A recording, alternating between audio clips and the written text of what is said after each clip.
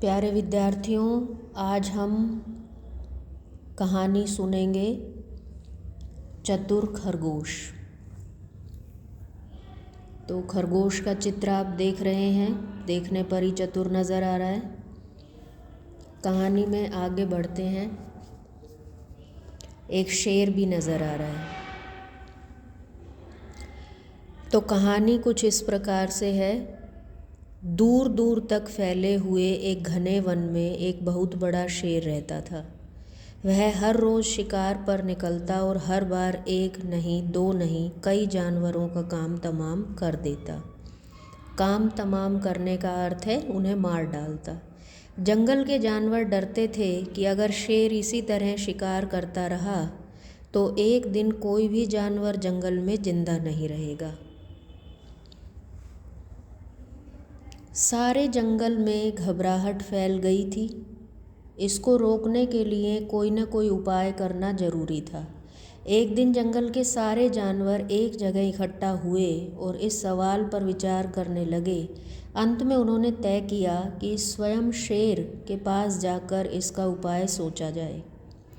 दूसरे दिन जानवरों का एक दल शेर के पास पहुंचा। उन्हें आता देखकर शेर ने सोचा कि सारे जानवर खुद ही उसका शिकार बनने चले आ रहे हैं। वह खुश होकर गुर्राने लगा। शेर के पास पहुंचकर जानवर दल के नेता ने कहा, महाराज, हम आपके पास यह निवेदन करने आए हैं कि आप हमें मारने से पहले हमारी बात सुनें। आप राजा हैं और हम आपकी प्रजा। जब आप शिकार करने निकलते हैं तो बहुत से जानवर मारे जाते हैं। हमारी संख्या कम होती जा रही है। अगर ऐसा ही होता रहा तो कुछ ही दिनों में आपके सिवा कोई भी जिंदा न बचेगा। प्रजा के बिना राजा भी नहीं रह सकता, इसलिए यदि हम सभी मर जाएंगे तो आप भी राजा नहीं रहेंगे। लेकिन हुजूर, हम चाहते हैं कि आप हमेशा हमेशा हमारे राजा बने रहें। आपसे हमारी विनती है कि आप अपने घर पर ही रहा करें। हम हर रोज़ आपके खाने के लिए एक जानवर भेज दिया करेंगे। इस तरह हुजूर को शिकार पर जाने की तकलीफ़ नहीं उठानी पड़ेगी और घर बैठे भोजन पहुंच जाया करेगा। राजा और प्रजा दोनों ही चैन से रह सकेंगे। शेर को लगा कि जानवरों की बात में कुछ सच्चाई जरूर है। उसने पल भर सोचा, फिर बोला, अच्छी बात है, मैं तुम्हारे सुझाव को मान लेता हूँ। लेकिन याद रखना, अगर किसी भी दिन तुमने मेरे खाने के लिए भरपूर भोजन नहीं भेजा तो मैं जिसका चाहूँगा सफाया कर दूँगा। जानवरों के पास तो और कोई चारा था नहीं, इसलिए उन्होंने शेर की शर्त मान ली और अपने अपने घरों को चले गए। उस दिन से हर रोज़ शेर के खाने के लिए एक जानवर भेजा जाने लगा। इसके लिए जंगल में रहने वाले सब जानवरों से एक एक जानवर बारी बारी से छांटा जाता था। कुछ दिनों बाद खरगोशों की बारी आ गई। शेर के भोजन के लिए एक नन्हे से खरगोश को छांटा गया। वह खरगोश जितना छोटा था उतना ही चतुर भी था। उसने सोचा, बेकार में शेर के मुंह का कोर बनने के लिए जाना मूर्खता है। अपनी जान बचाने का कोई न कोई उपाय करना ही चाहिए और हो सके तो कोई ऐसी तरकीब सोचनी चाहिए कि जिससे सभी को इस मुसीबत से छुटकारा दिलाया जा सके। उसने एक तरकीब सोच निकाली। खरगोश धीरे धीरे आराम से शेर के घर की ओर चला। जब वह शेर के पास पहुंचा तो बहुत देर हो चुकी थी। भूख के मारे शेर का बुरा हाल हो रहा था। जब उसने सिर्फ एक छोटे से खरगोश को अपनी ओर आते देखा तो गुस्से से बौखला उठा और गरजता हुआ बोला, किसने तुम्हें भेजा है? एक तो इतने छोटे से हो, दूसरे इतनी देर करके आ रहे हो। जिन भी बेवकूफ़ों ने तुम्हें यहाँ भेजा है मैं उन सब को सबक सिखाऊंगा। एक एक का काम तमाम न किया तो मेरा नाम नहीं। नन्हे खरगोश ने आदर से ज़मीन तक झुककर कहा, महाराज, अगर आप कृपा करके मेरी बात सुन लेंगे तो मुझे और जानवरों को दोष नहीं दे सकेंगे। वे तो जानते थे कि एक छोटा सा खरगोश आपके भोजन के लिए पूरा नहीं पड़ेगा, इसलिए उन्होंने 6 खरगोश भेजे थे। लेकिन रास्ते में हमें एक और शेर मिला। उसने हम में से 5 खरगोशों को मारकर खा लिया। यह सुनते ही शेर दहाड़ते हुए बोला, क्या कहा? दूसरा शेर? कौन है वह? तुमने उसे कहाँ देखा? हुजूर, वह बहुत ही बड़ा शेर है, खरगोश ने कहा। वह जमीन के अंदर बनी एक बड़ी गुफा से निकलता है। वहाँ से ही निकला था वो। वह तो हुजूर मुझे भी मारने आ रहा था, पर मैंने उससे कहा, सरकार, आपको पता नहीं कि आपने क्या अंधेर कर दिया है। हम सब अपने महाराजा के भोजन के लिए जा रहे थे, लेकिन आपने उनका सारा खाना चौपट कर दिया। हमारे महाराज ऐसी बातें सहन नहीं करते। आप की अब खैर नहीं। वे जरूर ही यहाँ आकर आपको मार डालेंगे। इस पर उसने मुझसे पूछा, कौन है तुम्हारा राजा?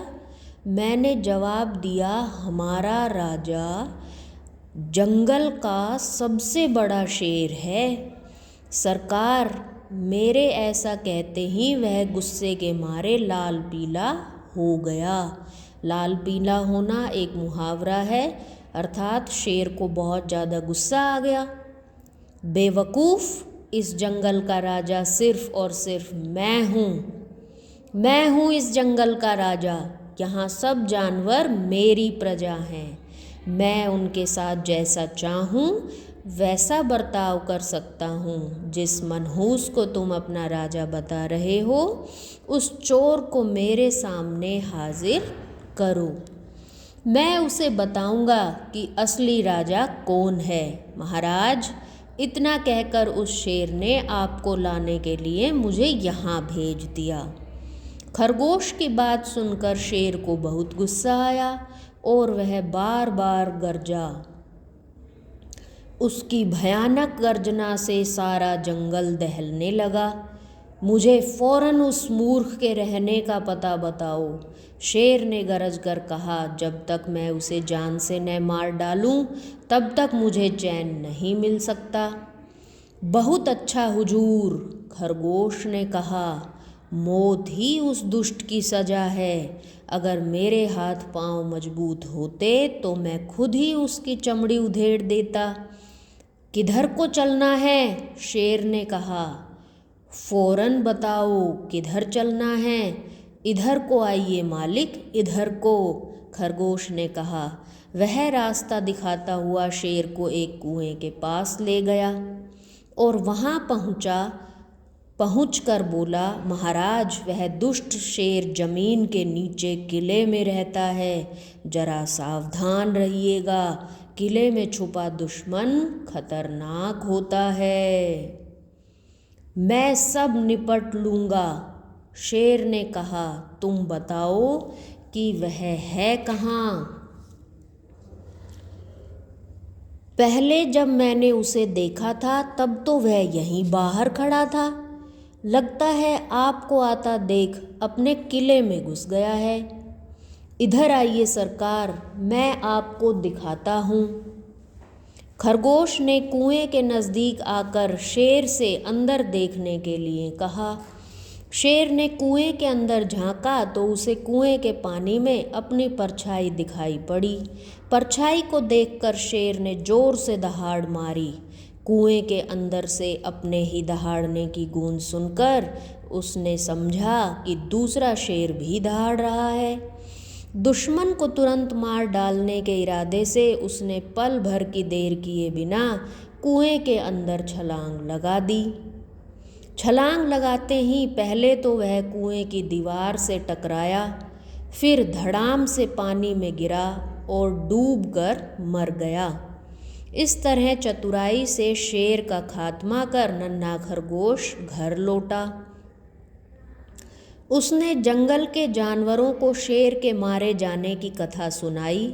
दुश्मन के मारे जाने की खबर से सारे जंगल में खुशी फैल गई। जंगल के सभी जानवर खरगोश की जय जयकार करने लगे। तो इस चित्र में देखिए कैसे शेर मूर्खतावश खुद ही कुएं में कूद जाता है, विचार नहीं करता, बिना सोचे समझे ही वो अपनी मृत्यु को अपने निकट बुला लेता है। तो क्या सीखा बच्चों आपने इस कहानी से?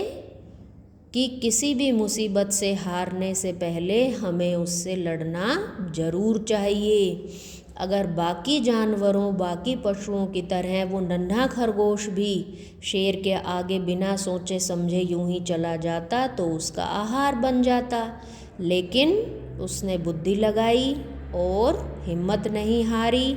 आखिर तक वो अपना काम करने में जुटा रहा और उसने सफलता प्राप्त की।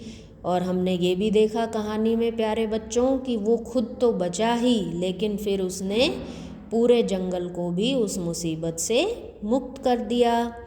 तो कहानी को ज़रूर पढ़ें और पाठक बोनस पाने के लिए हो जाएं तैयार। धन्यवाद।